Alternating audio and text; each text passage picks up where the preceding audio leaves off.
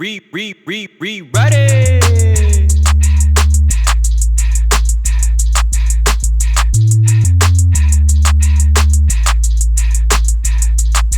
Check Monday, Wednesday, Friday, yeah, you know it's a go. Okay, I see they going off, but we gon' rewrite it though. That's right, Monday, Wednesday, Friday, yeah, you know it's a go. Okay, I see they going off, but we gon' rewrite it though. That's right, Monday, Wednesday, Friday, yeah, you know it's a go. Okay, I see they going off, but we gon' rewrite it though. I said Monday, Wednesday, Friday, yeah, you know it's a go. Okay, I see they going off, but we gon' rewrite it though.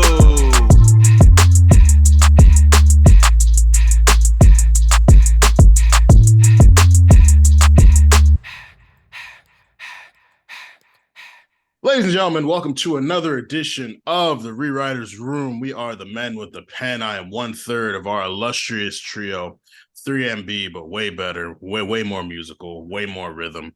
It's the boy Armand Sadler, the Paul Heyman of podcasting, the John Cena of journalism, the Brock Lesnar of broadcasting, the Roman Reigns of rhetoric. You know I'm not here alone. I got 2/3, two incredible black men, melanated, hydrated, elevated kings. How y'all feeling, brothers? I appreciate the handoff. What's good is CC, the best rapper and producer in the whole wide world. God body because I consume healthy products and do towel curls. Benevolent servant to the earth and philanthropist. And every phrase that I say is a gem.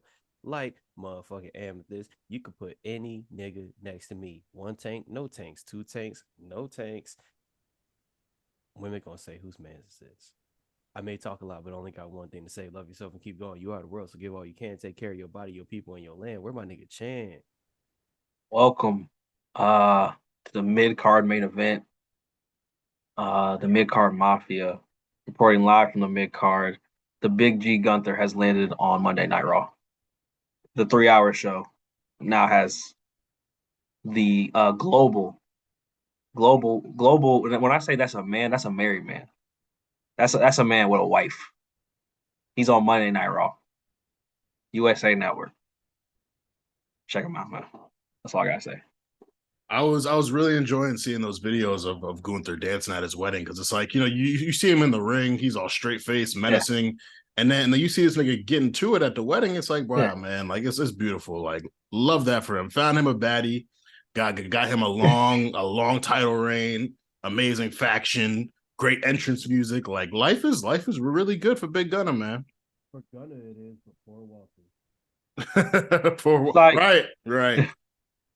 Going through like secretly player. Like you saw some of them photos on like the boats with the cigar and the polo. I'm like, okay.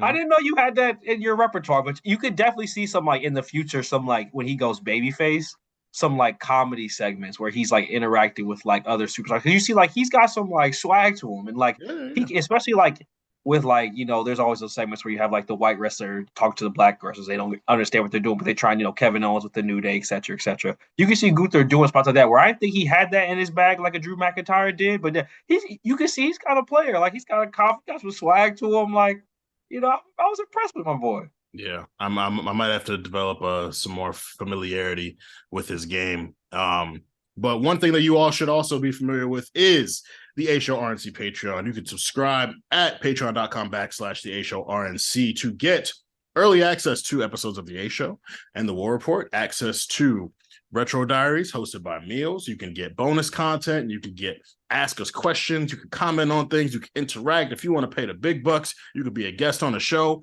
We would love to bring you guys in here to rewrite things with us. We want to see if your galaxy brains can compete with our galaxy brains. So if you want to pay that price and come through, we would love to have you. We'll even let you give us some input on the thing that we should rewrite. You could put us on the hot seat. So let's get to public. So for our non-Patreon subscribers, you guys missed out on a very, very fun trivia Patreon segment talking about hashtag discontinued, hashtag modified, hashtag old pay-per-views. But let's get to our pre-write. So very, very exciting weekend just passed. And there's some exciting things coming up as well. Let's talk about it. Chan, what you got for our pre-write, my brother? So I often come on here and just like joke and mess around, talk about wrestling because it's fun. I think people often forget that about wrestling, that is supposed to be enjoyment, that the E is for entertainment. This is not world wrestling politics. This is not world wrestling starving children. This is basically just like watching a play. And so I do want to be a little serious, and I obviously we just watched Backlash and it was an awesome show. You guys are going to talk about the matches, but I just think we need to give note that they really took this pay-per-view to Puerto Rico, and they headlined it with an incredible, like, incredibly successful artist from that country, and just to see the outpouring of not just like the content, but just the people being like, "This is so cool!" Like the people who had really tell it meant a lot to them. Like not only is Bad Bunny popular and that's why it was cool, but just like he's from there, like he is one of their people. So when they said where he's from in Puerto Rico, just the people cheering. And that was just so cool. And now you hear all the stuff about them having the pay-per-views in all these other countries. And they obviously did the Saudi shows and whatnot, but it's cool them going to these kind of different cultures and then highlighting like the superstars who are of that culture and being like, yes, you can be a WWE superstar. You could be a WWE superstar. And I think it's just really a beautiful moment to think that like, and some of you kids, you're blessed to not know what they used to put on TV for wrestling. Like it's bad now, but some of the things they used to put on regular television where wrestling was, it was crazy. And the fact now that they're like, you know what?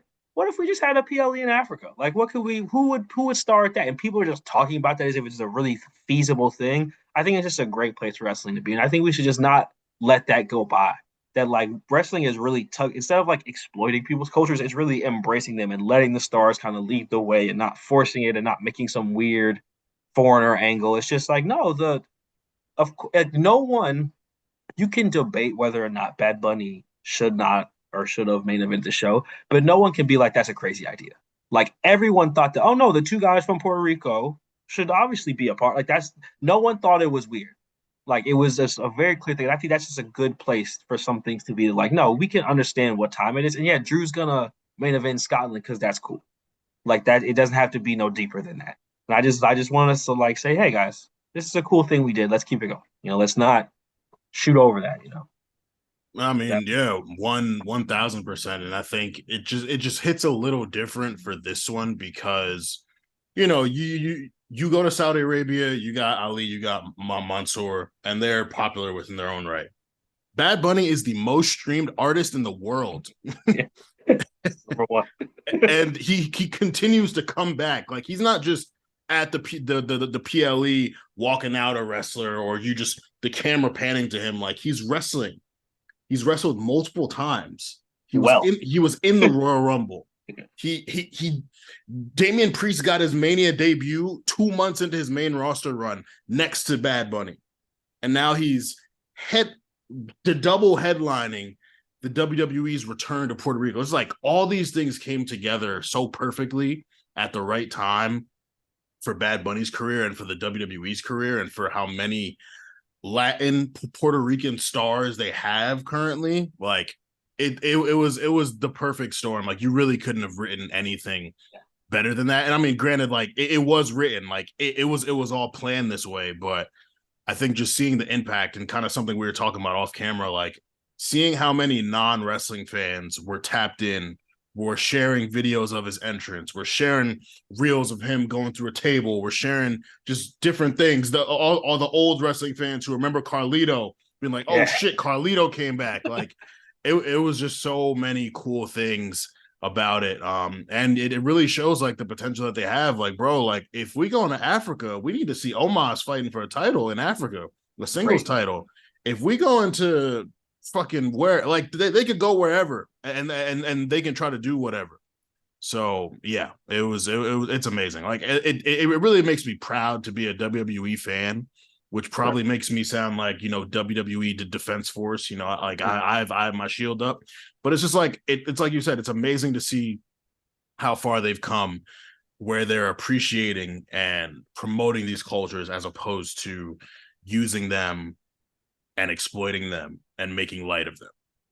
You know what we had to watch in the mid to late 90s and even before that? The characters that everybody had to be. Everybody who was of color had to be, bro. Like, do you remember what we got? We're great right now. This is very, very good.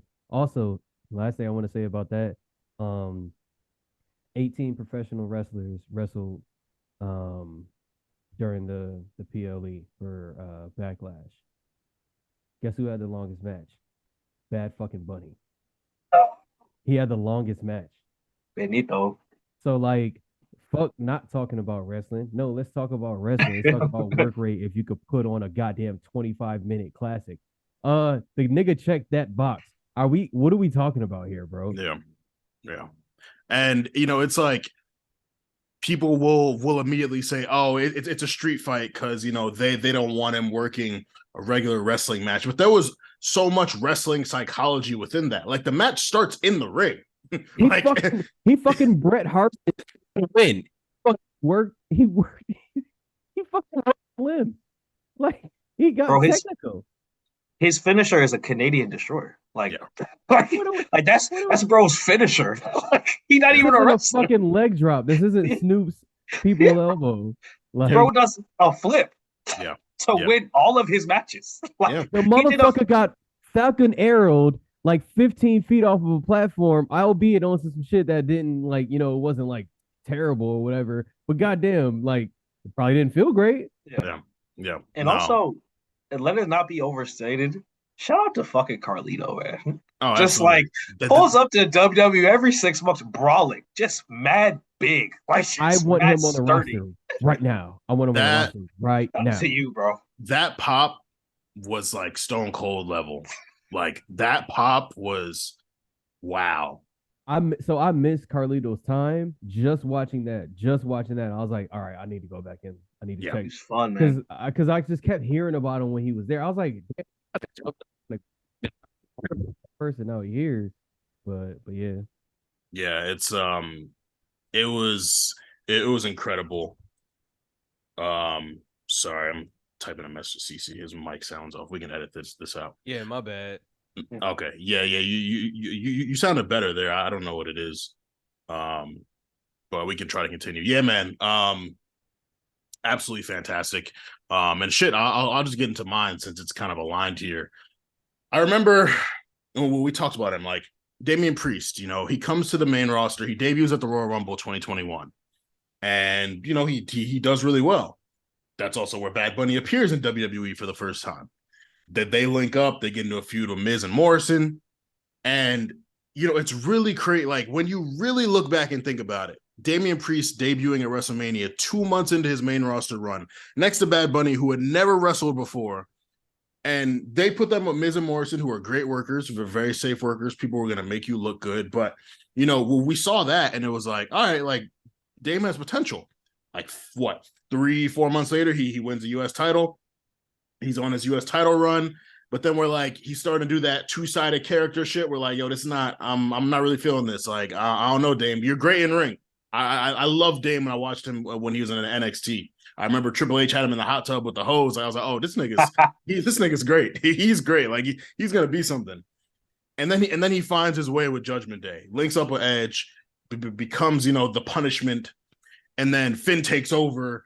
And for the last year, Damian Priest has been one of the most improved people character-wise. The in-ring was always there.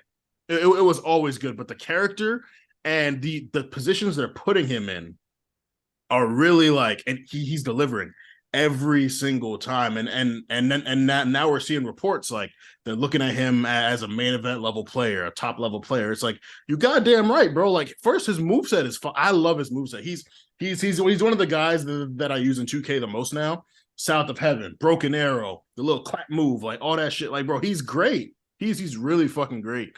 So I'm really proud to see it. And Damian Lillard, I'm sorry, but it's Dame time in the WWE. I'm sorry, my boy. Because the Damian Priest is him, and he's here. He's really here. I think it's also dope that we're at a space where there's a time where a guy like Damian Priest, who's just a really good worker who just needed to get with the right people, they would have put him in some stupid shit. They would have not given him the time to kind of work his character to a point where it works. They would just completely flipped him into No Way Jose's tag partner, and they're doing the conga line and shit. And it was just dope that he got to go from the Archer, but kept the dark stuff and just kind of till he figured it out. And sometimes it's as simple as you got to just get next to the right people. Something about him beside Finn, beside Rhea, it just works. The image works. He looks much more intimidating for whatever reason. And it just, like you said, his work rate's been all there all the time. So I'm always going to appreciate that. But I do appreciate someone who's committed to it and just kind of nudged it till it got to a point where, it was good enough. Absolutely. CC, are you good over there?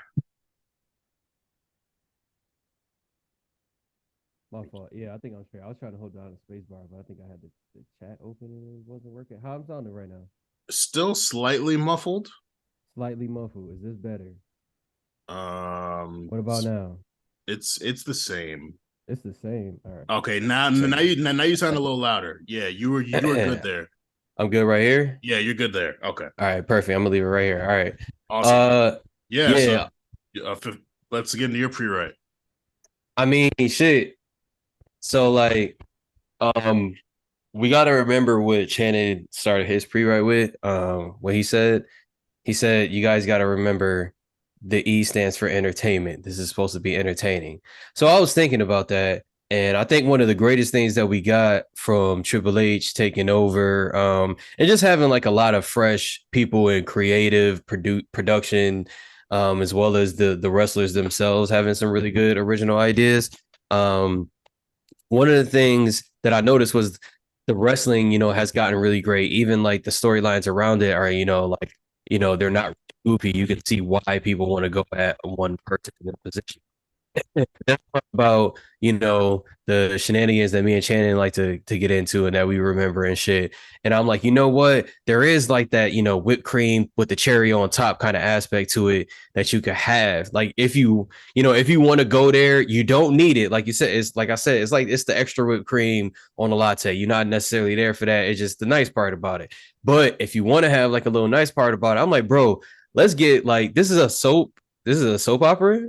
Like let's get more soap in this bitch. Like come on, like let's get crazy. Like one of my favorite things that I liked was the last thing about the Vince's run or whatever was the Tozawa shit with Tamina. Like it was the dumbest shit ever, but I was engaged the entire time just watching it. I was like, one, because Tozawa was a great actor. Like that guy is really good. But two is just because I'm just sitting there like this is really like look at this shit. Like is this sometimes just looking at some dumb shit is kind of fun or whatever. Like if it wasn't reality TV wouldn't be what it is. So it's like I kind of want to see people get more into that bag, but I think that they're starting to do it. Like you saw a little bit with the way in the background, whatever, like Kevin and Sammy, now that they are where they are, they can have little things, especially with Riddle. So, and I think also, especially with the roster shakeup, one, you're going to have to have that stuff because people are going to wrestle each other a lot or whatever, or it's going to be kind of drawn out. It's going to be tough to do. But two or whatever is like in addition to having people like Bad Bunny, having little shit where like, think about like a podcast or a TV show or something like that. Like there's TV shows where I've seen 50 gifts from that TV show. I have not seen that TV show yet or whatever. Like, having content like this allows them to like kind of spread in that way where it almost has nothing to do with the wrestling. So now they get in more spaces or whatever. So just little shit like that. I just want to see them turn it up a little bit or whatever. But I like where it's heading right now. Shit getting weird. I like specifically what they got going on with the women in the background or whatever. And I'm gonna talk a little bit about that later. But yeah.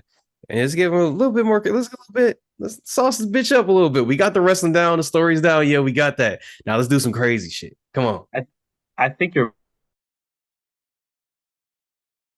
in Dom's whole thing. Like the whole mommy thing is so like I don't even know if funny is the word, but it's just so entertaining to your point. Like, and I think that is like definitely feels like I think Vince would have done it in a way less tasteful way, but they just do just enough where it's like this is like really entertaining outside of the match. Like Dom doesn't even really need to wrestle. It's like just seeing him and Rhea ringside is like really kind of funny. Or her ringside his matches and he's like trying to impress her and shit. Like it's just kind of funny to watch. And I think that to your point is the kind of stuff that you need to bridge the storylines. Like, yeah, you can have Finn, Damian, Rhea put on bangers, but the little sprinkle of Dominic, a little parsley, the little cream of like that storyline is like really what makes a Judgment Day great A television. Yeah, I definitely agree. I think it's a difficult balance. I think Triple H came in and he's really been heavy on establishing his identity as a booker and as creative. And I think people have liked, that the in-ring has improved, that stories are what they are. And I think there's been an entertaining aspect to a lot of things that have been happening, but I agree there definitely could be more. So yeah, I'm definitely with that. I definitely feel you on that. Let's jump into this free write. We got some important questions to answer this week. There's a lot happening. I want to start with you, Channing. This is someone who you're a very big fan of. But there's been some complaints about his, I would say, the person who's like him on the women's side, as she looks like she's about to get a title match. So do you think it's time for a new Dolph Ziggler and a new Natalya on the roster? And what I mean by that is time for a new enhancement talent who's going to get you a good match, but a lot of people are going to roll their eyes when that person is picked. I think what people, and I get it, I get annoyed with Natalya too. And I know people don't like Dolph, so I'm not unreasonable. But I think what people don't understand about them is that the reason they're in the position they're in is because they have actually won a bunch of matches and they've won a bunch of titles. And like that's why it's important for people to beat them. And like you can't just recreate something like that overnight. And so it's like, yeah, there will come a day where, someone like, I don't know, at this point, because they've had such long title reigns, they really haven't like had a bunch of them. But I think once they get this second title, I can see something like that. But there may come a day where, where someone like The Miz is just putting people over all the time. And it's like, yes, that'll happen, but you have to build someone up to that point. And so, like, until that point happens, it's gonna be Dolph and Natalya, and just make peace with it. There's always wrestlers like that, and you can act like you don't like them, and you can act like it's just so annoying. But it's like this is just part of wrestling. Like you need characters to push storylines forward. There's always a B villain in the first Marvel movie. They're never gonna use the big bad guy in the first movie, and like there's just some story devices that are always gonna happen. And I think what will happen is like with wrestlers like this, it's the type of wrestler where as soon as they stop wrestling and they come back, people remember them so fondly. Like the way people, and this is not me because I'm mid card through and through, but if people talk about Carlito now is not how people were talking about Carlito when he was wrestling. Like that is like something that like I'm not gonna say that because I'm all for the Carlito praise, but like think about when Carlito first won that Intercontinental title. People were not happy. Like it was not this. Oh, Carlito is awesome. So it's like you have to like appreciate them when they're here because when they're gone, you will. Once Dolph leaves and is gone for a long time and pops back up with some Royal Rumble and like I'm here to show the world, you will pop. When Natalya goes away and they do the Hall of Fame Bret Hart thing and she has some match against Cora Jade 10 years from now or whatever the fuck it is, you'll be into it. And so it's like you can act annoyed now. I get it because it is annoying, but like this is not something that you could just make overnight, and it's something that is important. Like Dolph Ziggler's had some cool matches. He's annoying, but he's had some cool matches, as had Natalya. So just like take your medicine, eat your vegetables, get to your Natalya feud like you're going to have to do, so you can get to your Rhea Bianca match on the other side, bro. That's your dessert. It can't be all dessert all the time. Like Strowman's gonna have to wrestle someone. Like there'll come a day. I know people don't want to like see this. Roman's gonna be taking a bunch of L's. It's gonna happen. It happens to everyone. And so it's like, just appreciate it while you have it, because when it's gone, you wish it was back. So just eat your vegetables and enjoy your Natalya. That's all I gotta say. I agree with that, my brother. Yeah, nah, you spitting, man. It's like this era of wrestling fans, they're so precious with everyone too. Like you can't lose. So they can't really make another Dolph because in order to get a lot of reigns, you got to lose the title to win it back, to lose it again. And niggas don't like when people lose titles. So yeah, it's difficult to build them. And I mean, granted, they don't listen to the fans as much as fans might think, but it's very difficult to get someone who's like that. Like even with Corbin, people get upset that Corbin loses a lot. Or like, also, you guys talk about Dolph. It's funny how Sheamus used to be this, and now that we like Sheamus again, he's no longer in this conversation. So like, this stuff is also not stagnant because there was a long time post the bar where Sheamus was this person. Yeah, and he may even revert back to him soon. But just know that this stuff is not stagnant. That's what I'm saying. How you feel about Dolph today may not be how you feel about Dolph next year. Finn was down in the dumps for a while, so just understand like this stuff changes, and it's just part of the cycle. And like I think that's especially a young wrestling fan, it's hard to understand that like wrestlers wrestle for a long time, and there's a lot of stuff that happens that you don't like, but like you just have to go through the cycle, let it pass, because you may feel differently tomorrow. That was a nice way. My man's basically telling y'all internet niggas that y'all fickle. That's what I'm saying. Not for real. Because Go ahead. There you go. There you go. You can say what you're gonna say. No, because Sheamus has been having the same match his whole career. Like literally since he debuted, he's been having the same match. You niggas got tired of him. He was facing Drew. Yeah, I was like, oh shit, these are bangers. He's always had bangers. He was just Sheamus. You got tired of him because it was always he would go away, come back, he'll be put in an important position. He will beat one of your favorites. He catch it on Roman, whatever the case may be. Sheamus really didn't get over until this Gunther feud. Like if we really keep it a buck, he didn't really get over until he started facing Gunther. But he's been the same guy. And bro, he was doing the 10 beats of the Bowery for a good 10 years before niggas start really turning up for it. Same Mohawk. Bro, like this nigga has to do 20 or 30 of them now because people rocking with it. He wasn't doing 20 or 30 beats a couple years ago. Like, no, like, we got to really be honest. And your Carlito point was good too. I was like, bro, he debuted and he beat John Cena for the U.S. title.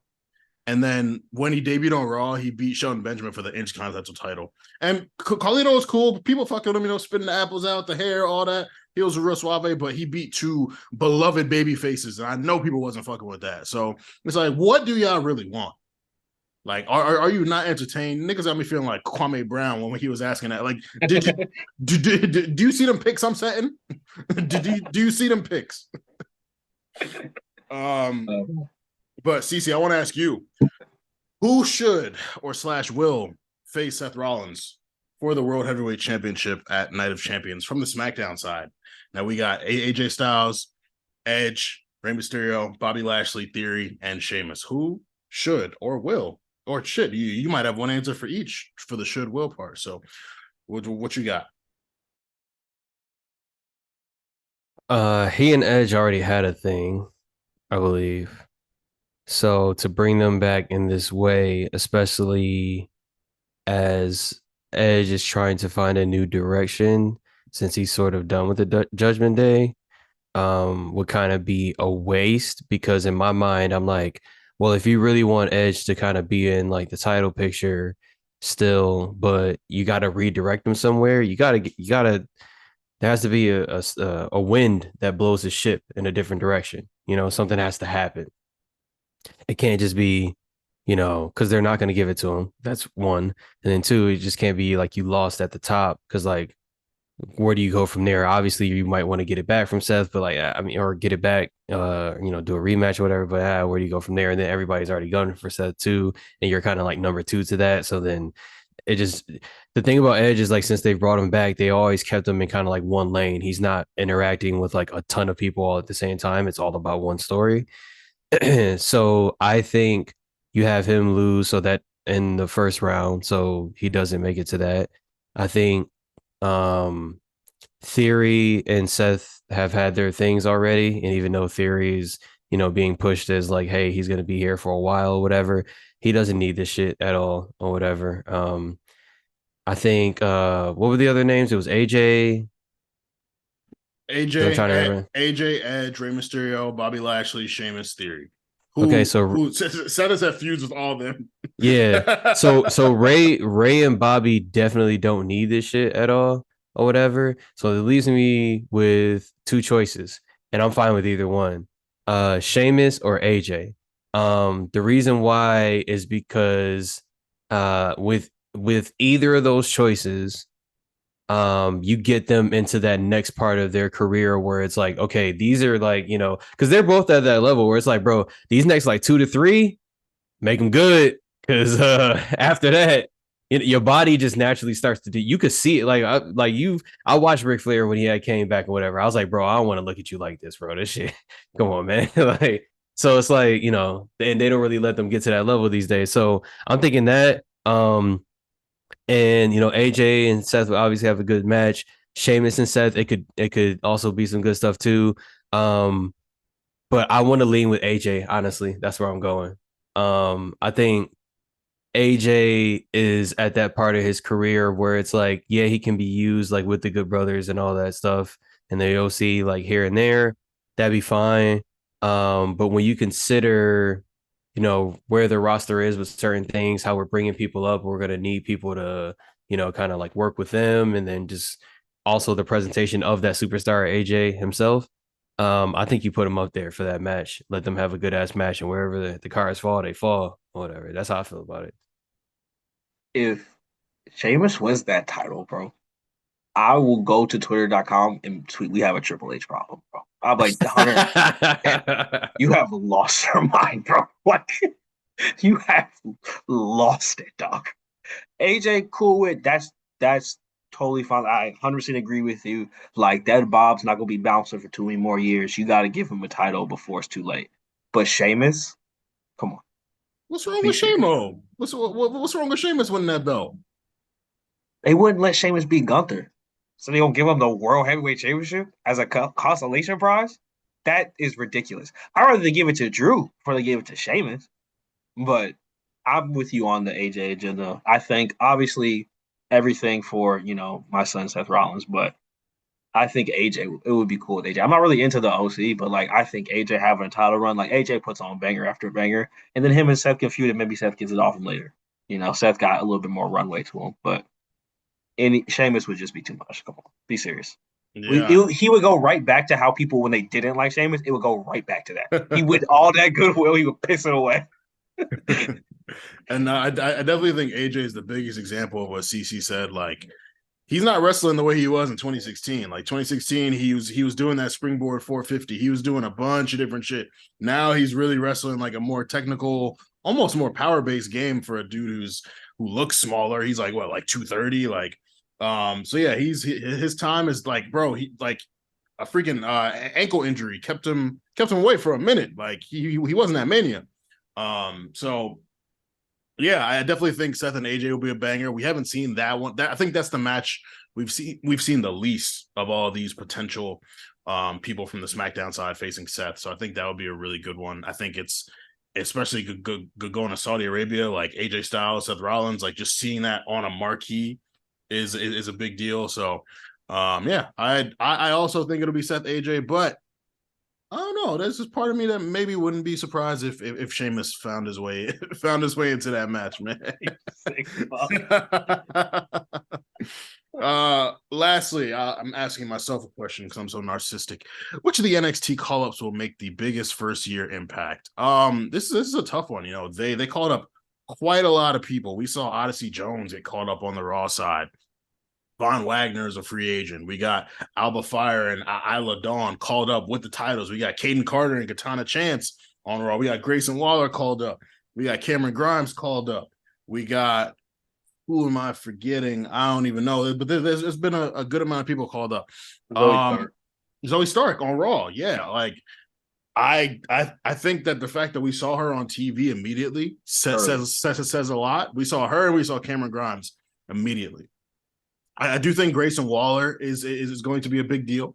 I think that just his mic work alone, like I could see him and Edge going at it, to be honest. Like I like that's a feud that I could really see.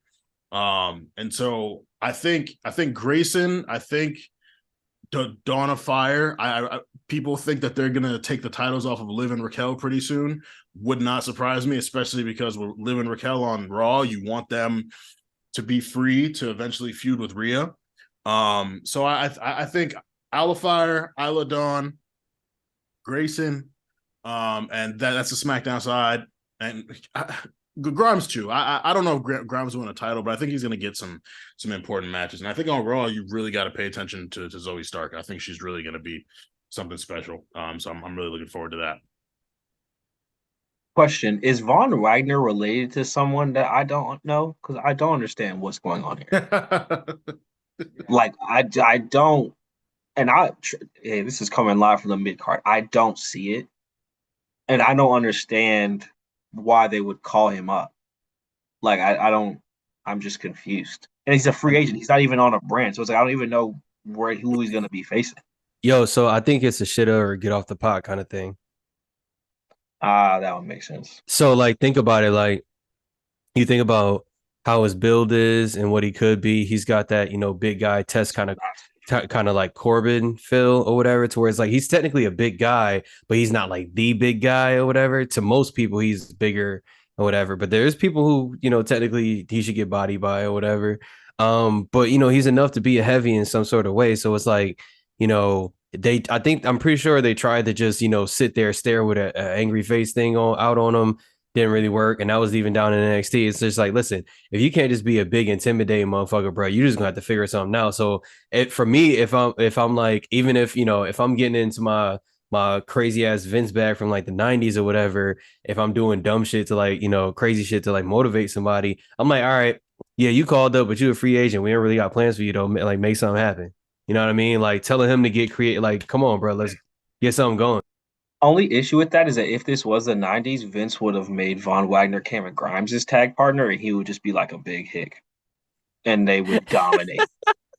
They would dominate. Just like Cameron Grimes would talking, and Von would say nothing, but just be like Big Billy and Cameron just knocking people out. It would be like Enzo and Big Cass, but like country, not Italian, basically. That's fucking hilarious. That Yeah, no, actually, he is Big I think they Cass. just want to get motion on his own though. That's my thought. Yeah. I think they want to see if he can get motion on his own.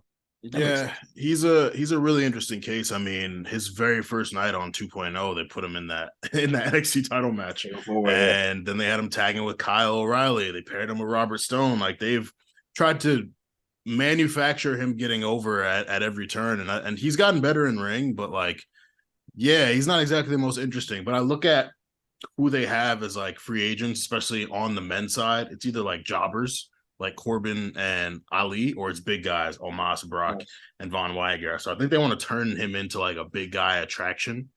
But it's just like, you need to, like, we need to see you more. We need to get invested into you a little more. So I'm interested in seeing what he does on the main roster. I mean, there's no 24/7 title for him to chase after.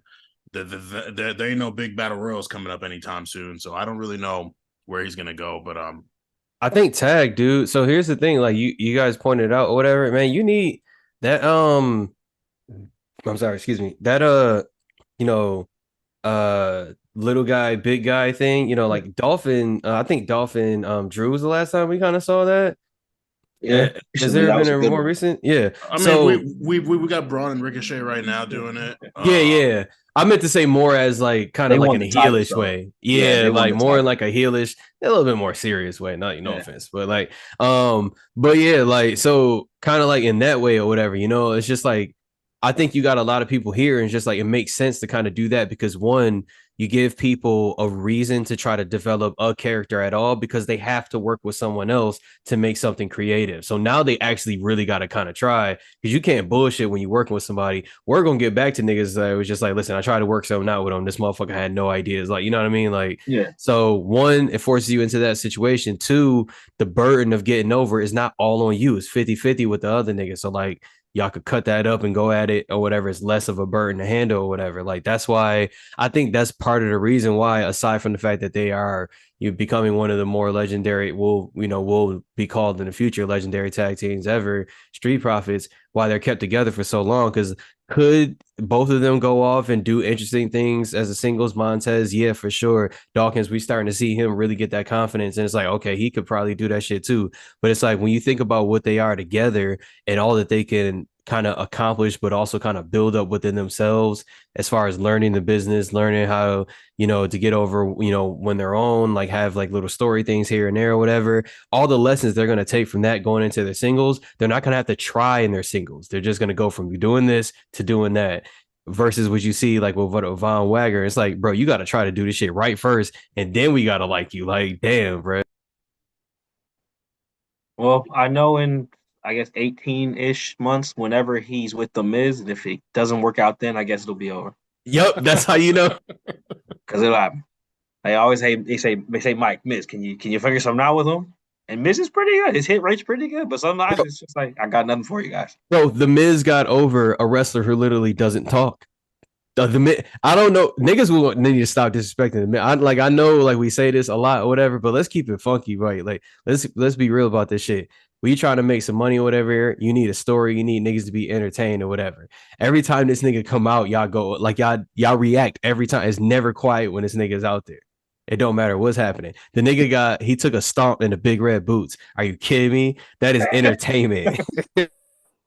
Yeah. Nah, Miz is definitely he's definitely like a Swiss Army knife. Like, you can put him in a lot of different positions, and he'll help to elevate other people, and he's over already. So it'll work. So yeah, that's that. Let's get into our rewrite for the day. So for those who are tapped into the Patreon, our theme of the Before We Write trivia was old pay-per-views and PLEs, and with them bringing back some pay-per-views like Night of Champions, with them modifying pay-per-views, like dropping the WrestleMania on WrestleMania Backlash, thank God, with them just doing a lot of dope things, going back to Puerto Rico. Like, I'm like, yo, what if we went back into history, all the pay-per-views and PLEs that have happened, took one and placed it into this current era of the WWE?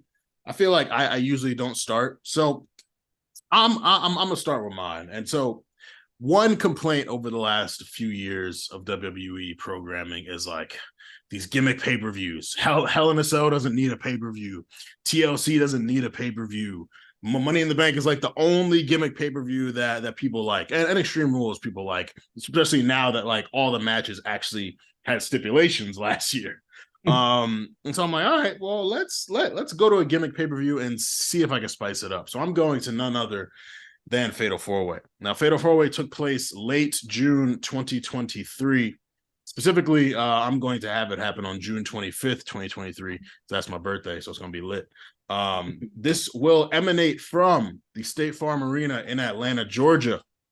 And being that WWE loves to, lean into hometowns and people, we're going to have an appearance and a performance by none other than Lil Baby. Lil Baby popping out at Fatal 4-Way. And we gonna kick it up a notch. There's limited edition merch with the phrase Fatal 4PF on the shirt. Nigga. That would do numbers, because That's niggas wouldn't even hard. know what it is. They would just know it says Fatal. Like, they wouldn't even know it's a wrestling thing. They would just buy Do you it. know how I would buy every color? It's hard. It's That's hard. Like I thought of it and I was like, damn, stroke of genius. And of course, being that Lil Baby's on his commercial stuff, on the uptick, the theme song will be Lil Baby Hey, which is not my favorite Lil Baby song, but it works.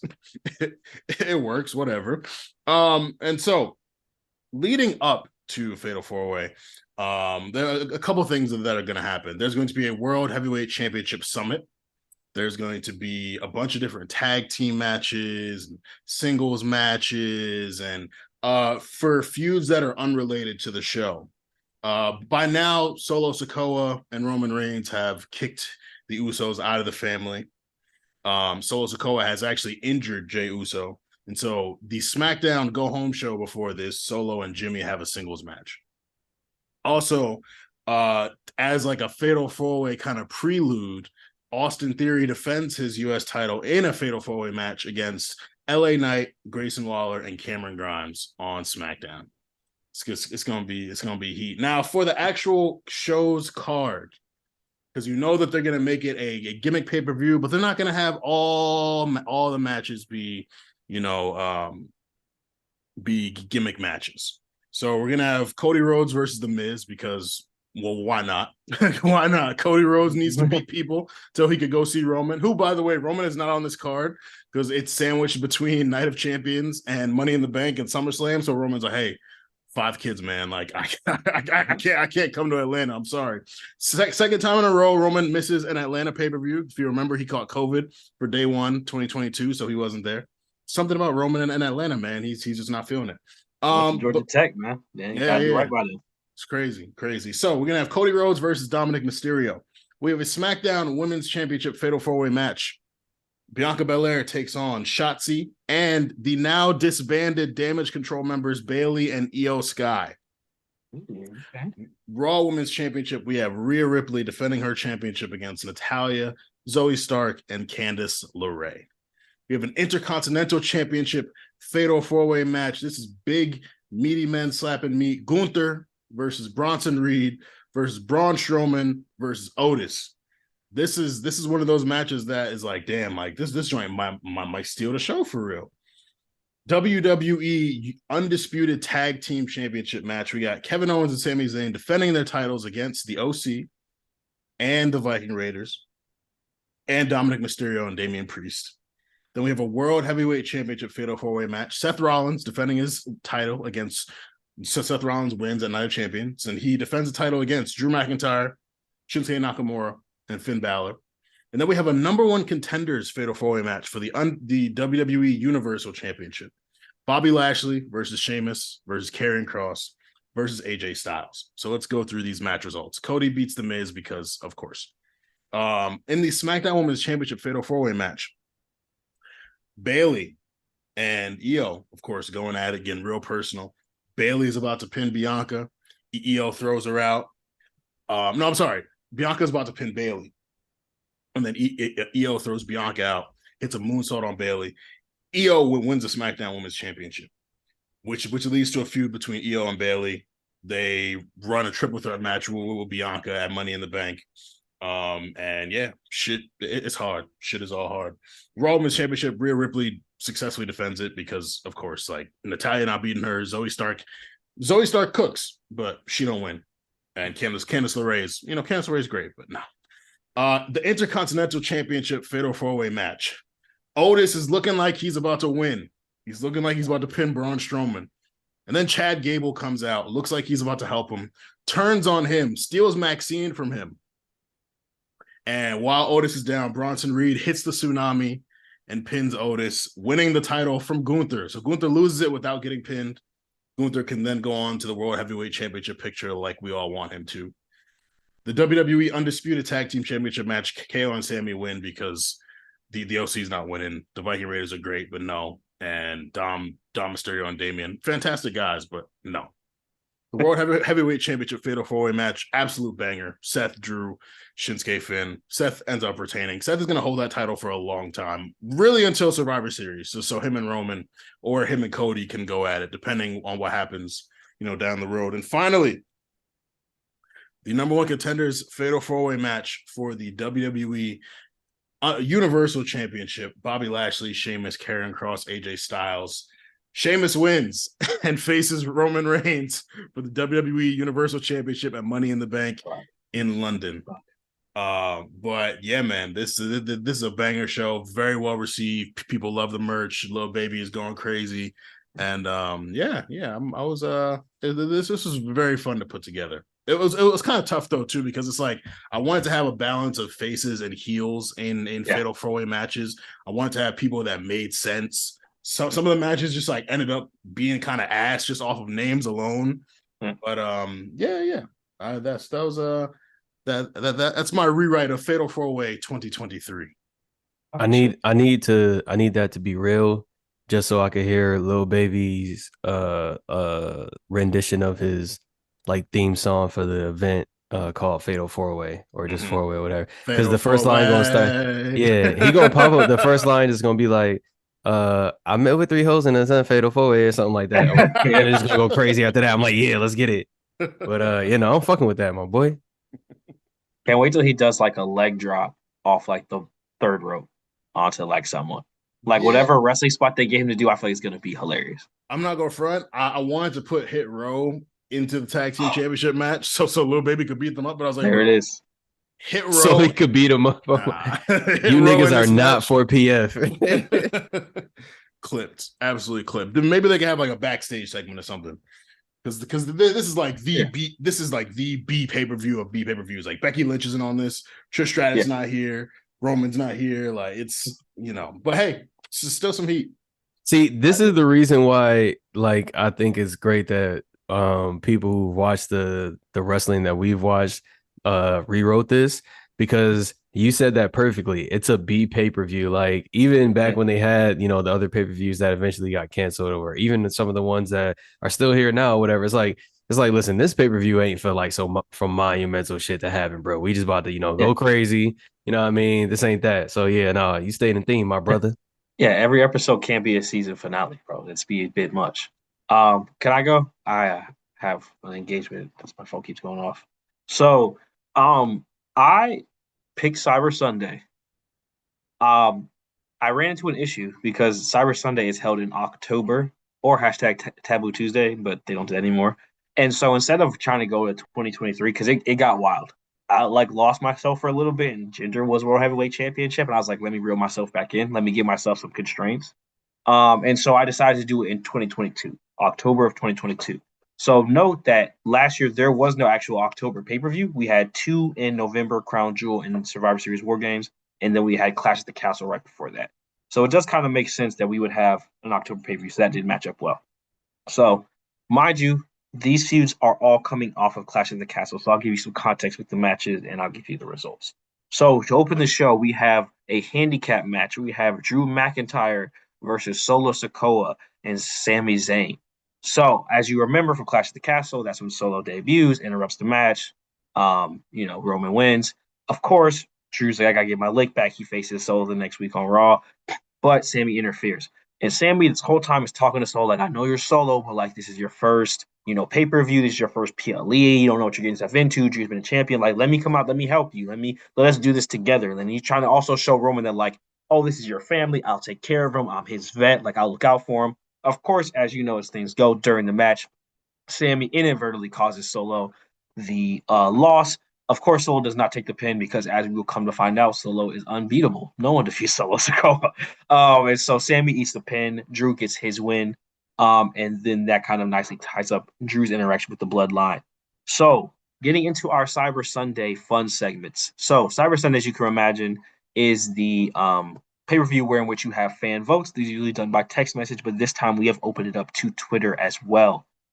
This pay-per-view is emanating from the Chase Center in San Francisco. Yeah, so we'll get some very Twitter matches. You'll see some really crazy stuff. So it's got the tech capital of the world. That's kind of the hook, is that like we took WWE. It's like in a computer. It's like the whole thing. The next match, the Usos, who at this point in time were still the tag team champions. Their opponent is unknown to them, and it will be a poll. Drum roll, please. Da, da, da, da. Oh, who won? It's Omos and what? MVP versus the Usos for the tag team championship. As you can imagine, we have a banger performance from Omos, who power bombs not one but 2 Usos at the same time. But unfortunately, MVP gets a little bit ahead of himself. Almost get a little bit too much on. He's like, "Hey, young blood, watch out! Like, don't get so big headed. Like, they're gonna beat you." Super double kick to MVP. Omos gets tossed out the ring. Dual frog splash. The Usos retain the titles. The third match, Mr. Theory. He's like, I'm not afraid of Cyber Sunday. I'll face anyone. This is nothing to me. Goes outside in the ring. Cyber Sunday. Who will Austin Theory's opponent be? Oh my God. Brock Lesnar from San Francisco. Cyber Sunday. He's in the U.S. title match. So, as you can imagine, Austin Theory is stunned. Brock's sitting there laughing. This is like fun, Brock. He's basically saying, like, I've never won the U.S. title. Why not? He's kind of in his fucking era. Like, I've done a lot on Brock Lesnar. I can do what I want to do. As you'll remember, also this time he is quasi-feuding with Bobby Lashley, who, as you know, is obsessed with the U.S. title. So, as you can imagine, during the match, Brock Lesnar comes out, F5s Austin Theory 3 times. Then Bobby Lashley's music hits. Brock Lesnar walks up to the ring, as he often does. But Bobby Lashley does not come out. Austin Theory rolls up Brock Lesnar. 1, 2, 3. He wins, retains his title. Brock Lesnar then goes berserk. He F5s Austin Theory no less than 5 times on both the steps and the exposed floor. Power bombs him through not 1 but 2 announce tables, and then throws him into the crowd before walking off, chasing Bobby Lashley. Next match is where we get real fun. The SmackDown Women's Title Championship Scramble match. For those of you who do not remember, the Championship Scramble is a 20-minute match in which the last competitor holding the title will be the event as the champion. As most matches, title changes take place via pinfall or submission. So in this match, we have our champion Liv, Shotzi Blackheart, Ronda Rousey, Xia Li, and then, I thought Zelina Vega was going to be in this match. Why is she knocked out backstage? Who is that? Oh my gosh, it's a returning Mandy Rose for the Championship Scramble. I did not see this coming. The best V-Trigger in the business is back on the main roster. So as Championship Scrambles go, there's many title exchanges. Mandy holds the title for quite some time. Her and Ronda have a very nice segment in which they wrestle a lot. In the last minute, Shotzi Blackheart pulls off an impromptu cannonball, winning the title. But with less than 10 seconds to go, Ronda puts Shotzi in the arm bar, and it's like the clock's counting down. So it's like, Shotzi, if you could just hold on, you'll be champion. Ronda, as she normally does, just ramps it up in the last second. Shotzi taps, and then Ronda is the champion. Going into the next pay-per-view, which Shotzi does face Ronda, who obviously Ronda retains, but that's how you kind of get to that event. So the part of the thing I wanted to do also with pay-per-view was kind of lead into the next one. So that's kind of how we get that Shotzi feud. The next match, this is just for Twitter, just to upset Twitter. We get Gunther versus Karrion Kross in a submission match.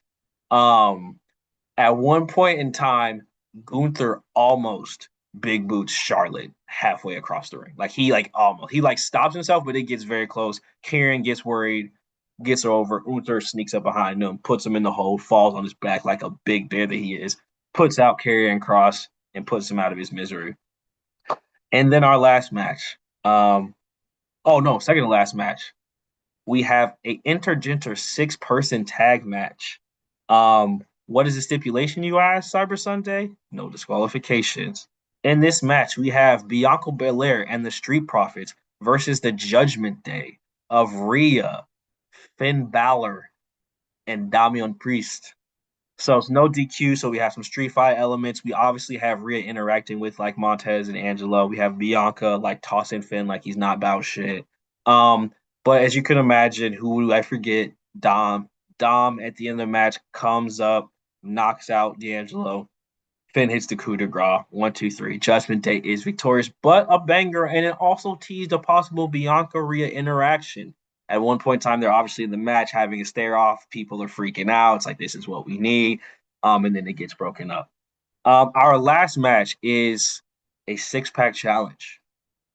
The competitors, there's been 15 of them waiting in the room. No one knows who's going to be in the match. So they've just been waiting to figure it out. Our winners from the 6-pack rounds from both rosters are AJ Styles, Seth Rollins, Bobby Lashley, Braun Strowman, Edge, and the multimedia superstar Logan Paul. In a absolute classic of a main event to determine the number 1 contender for Roman Reigns' Universal Championship against all odds. The kid who just needed one punch hits Braun square on his jaw, knocks the big fella down. 1, 2, 3. Logan Paul is your number 1 contender at Crown Jewel, where he will face Roman Reigns. That, ladies and gentlemen, is Cyber Sunday 2022. That was made for you, man. that pay-per-view was made for you. It got indulgent. When I got to the 6, I'm like, fuck it. I gotta do it. I gotta do something. I've been like trying to keep it in theme, but yeah. But then also, I was like, sorry, go ahead. I was just like, the Logan Paul thing, just give it a little zhuzh. Like, give it a little flavor. Like, make it fun. Make him the number 1 contender for a fun reason. That was perfect because people were complaining that he was just booked the match because of a podcast appearance. So now he actually wins it. People still don't complain, but it's like, bro, I knocked out Braun Strowman. Like, wow. And it's a 6-pack challenge. You can have him not wrestle for like 15 minutes and no one will notice, you know? Yeah. I also really love that the Street Profits Bianca Judgment Day match. That needs to happen. Funny. I like wrote down like, how have we not done that yet? Like TLC or something. Like that'd be so cool. No titles, just like them fighting would be cool. They might have to do that at the upcoming Survivor Series if Bianca and Rhea are still champions. Like, just to do that shit. To do an intergender war games, bro. Like, come on. We want. And especially because Bianca and Rhea are like perfect because they are so physical. And like, again, Finn is not that big. Like Bianca could easily throw Finn around. And like, so the match wouldn't be that crazy. Like, it wouldn't, like, Dom is not some super crazy and physical figure. Like, you could definitely work it out where like you could even have the women like wrestling the men and it wouldn't be like completely crazy. But yeah. Bro. Yeah, you're a genius, man. That's crazy. Okay, so here's what I got.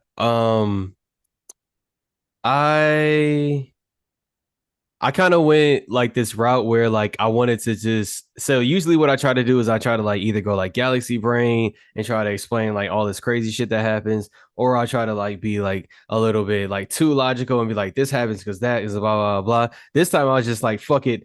I'm going off my feelings. I'm just doing what I want to do. So this is just the shit that I want to see at this point. So first note, in recent years, at least in the recent years that I watched, we get to the end of the year and it seemed like everything's kind of like winding down for like an obvious like little reset, cool down going into Royal Rumble. I know these days they like to give wrestlers a lot more time with their family around the holidays or whatever, which is very, very great or whatever. And you know, most things cool down except for whatever's going on at the top of the card for Royal Rumble, so that you can just kind of keep that interest or whatever. Um, Armageddon used to be that end of the year, like, nah, like, you know, like think about it. The name is Armageddon. It's implying that shit's just like blowing up. And from what I remember watching it is that like you'd have Armageddon, all this shit just happened and close out the year, giving us something going into the new year to have like drive over, whether it's you lost the championship or this person, you know, ruined your match or whatever. It kind of gave you that. It was like keeping the river flowing, you know, just downstream or whatever for the stories or whatever, so that you didn't have to just pick up right in January and be like, yeah, you know how these people still don't like each other from like, you know, weeks and weeks and weeks, but when nothing really interesting happened in between. So I am approaching it from that same standpoint. So how I'm treating this is like, all right, I just want to put matches together that I think will make sense, but also at the same time, I just want to see. So from Armageddon is at the end of the year. So if we're starting from like right now, I base this on, you know, everyone just falling where they are in the draft or whatever, right?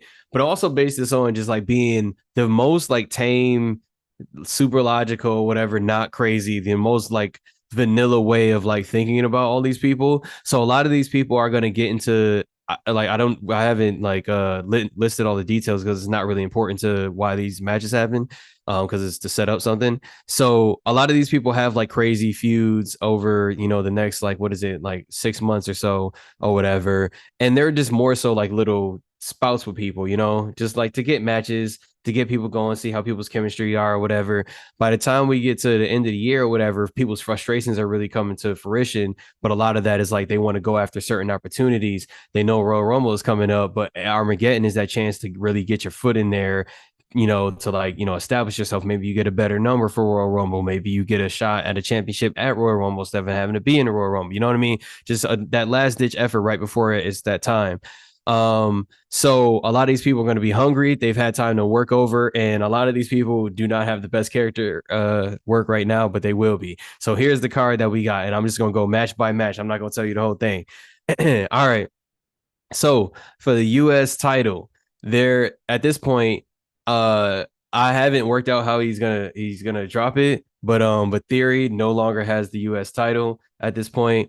He's gone on to try to do bigger and better things or whatever, but he's kind of gotten himself involved in this kind of personal feud. The whole point of him being that personal feud is I want to see him develop more when it's not really about a championship, when it's really character versus character having real conflict and kind of getting more to that character. So he's gonna be off doing that. The US he left it on some dickhead shit where he's just like, I don't need this anymore, going for bigger and better things type shit.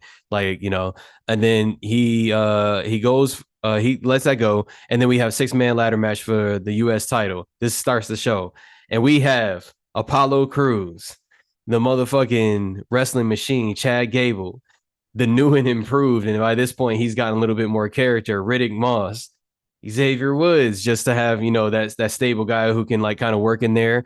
Oh, you want a stable guy who work in there, but also go fucking crazy? Here's Johnny Gargano or whatever. And it's like, you know, if you were thinking like, hey, this didn't really have stakes, there's not somebody that I'm really particularly rooting for or particularly against, I can give you a particularly against, because here's number 6, Dominic Mysterio. That's right. Dominic said, you know what? It's time for me to go and get some titles. If I'm not mistaken, I'm pretty sure his dad held it or whatever. The US title. I'm pretty sure Ray had it once. Did Ray have the US title? I gotta look that up. But the whole point is he's gonna show that he will be a better champion that his dad would be. Yeah, he had it 2019. Okay, got it. That's where I'm. Yeah. All right. So the whole point is like Dominic's gonna be like, yeah, I'm gonna be a better champion at every level than my dad is, starting with the US title or whatever. So that's why he's going after that. So now you really have stakes, because at the very least, you rather see any of these 5 niggas win before you want to see Dominic or whatever. But plot twist, bitch, after everything that happens in the ladder match, a bunch of shenanigans, Johnny Gargano looks like he kills himself. Xavier Woods goes, what the fuck? Riddick Moss put somebody through a fucking wall. Chad Gable then wrestled the nigga off the top of the rope, flipped him again, did another German rolling superplex and all this crazy shit. All in the midst of this happening or whatever, just as it looks like, they're having that moment where everybody's kind of fucked up and they get back up, just as it looks like everybody's about to get back up, Finn and Dominic and Rhea come and beat up everybody outside the ring, and then Dominic just grabs a ladder and then he goes and grabs the title. And I have him win it that way on purpose because everything that he does, if he ever succeeds, he always gets it in a really slimy, sneaky, he never really had to overcome anything way. So I was like, what can get more slimy, sneaky? I never had to overcome anything, way. You literally didn't have to push any of these niggas out the way to go get it. Like you had your mans come do it for you. So boom, Dominic wins the U.S. title. That's how we starting it off. Second match, women's tag team championship match. At this point, Dakota Kai and Bayley have captured the championships. But you know who coming for that? Dawn and Fire. You know what I'm talking about? Here we go. We gonna have like a 15, maybe 20-minute, but like at least 15. I'm gonna call it 15 to 20-minute banger out of them two. Isla Dawn and Alba Fire take it. Dakota Kai and Bayley are looking kind of crazy at each other or whatever, because Io is kind of like still in like a sort of like championship kind of like mindset or whatever, and they've gone and lost theirs. And where we are with Io and Bayley right now, that's only gotten like a little worse at this point. So now going into the Royal Rumble, you might think, oh, like Damage Control might not actually work with each other during this Royal Rumble. Like, or, are they? Like, aren't they? Are they still cool or not? So that's the reason why we have that happen. But boom, Dawn and Fire get their first championship at the end of the year. Next match, Fatal 4-Way for the Intercontinental Championship. Gunther is still champ. I want this nigga to be champ for a long ass time. Gunther is still champ. You know who's the second person in this? And Armand, you'll love this. Otis is in this somehow. So he's finagled his way. Chad Gable was going after the U.S. title. They've, kind of established themselves. They said, if we need to be if we're the Alpha Academy, then, we really need to have like Alpha Championships or something like that along that line. So they started getting a little bit more serious about going do stuff. They still work as a tag team, more so as a faction, but they're trying to go off and get stuff done. So Gable was in the U.S. title match. Otis is going for the Intercontinental match. The third person that's in this, Damian Priest. You know what I'm saying? And then the last one we got is Bronson Reed. So we got Gunther, Otis, Damian Priest, Bronson. Can you talk about big men, big meaty men slapping me? That's the whole way. I was like, how can we make Drew, Sheamus, Gunther even bigger? Literally just make it bigger. Like, just get bigger people. All right, so like we just went with that. So Gunther's champ going into it. They have a crazy classic match or whatever. Damian Priest ends up winning. Bronson Reed goes like mega heel after, because he feels like he's been in the company for almost a year at this point or whatever, or however long he feels like it's like too long for this to be with him without a championship or getting what he wants, and he just goes mega heel. And the reason why I have this happen is because we've had him like kind of like talking, he's wearing like suits and shit. I want this nigga to be not just like savage. I want niggas to be scared of this nigga when he like walking through the hall and shit. So I want to go that way with it. And then Gunther, this is how he turns face and has his first face run or whatever. He'll come out after maybe like a month, maybe after Royal Rumble, maybe like you never even see him in the Royal Rumble or whatever. And then he comes out after that, the show after that, and he says, look, I took some time to think or whatever. There was no unfairness, no excuses or whatever. I lost. And he's tying in the fact that he still thinks the mat is sacred to say that. So he's saying like, listen, I think the mat is sacred. I'm not going to call bullshit or whatever. I lost. I need to get better. And that's how he kind of like turns face. It's like a believable kind of story. But that's that. And then there's 3 more matches.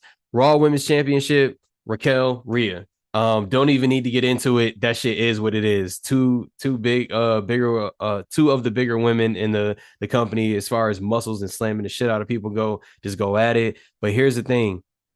Rhea's still the champ at this point. She wins. Raquel loses. And this is how she goes like mega heel. She ends up eliminating Liv in like a really brutal way at the Royal Rumble. And like that starts her run. Then you got the Fatal 4-Way.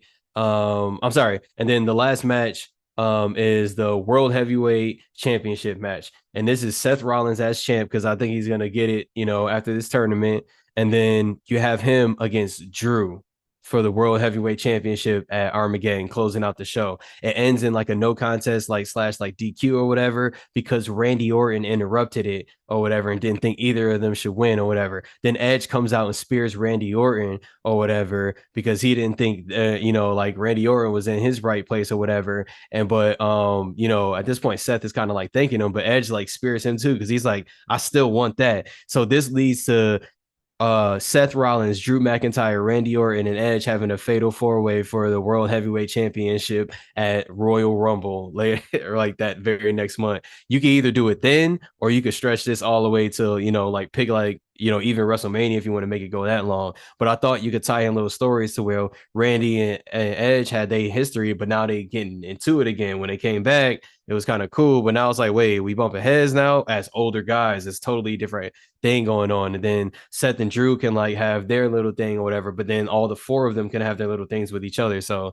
that was like where I wanted to end it. And honestly, that whole World Heavyweight Championship picture, Seth, Drew, Edge, and Randy in it as like some of the top four, I would like that. That would be great.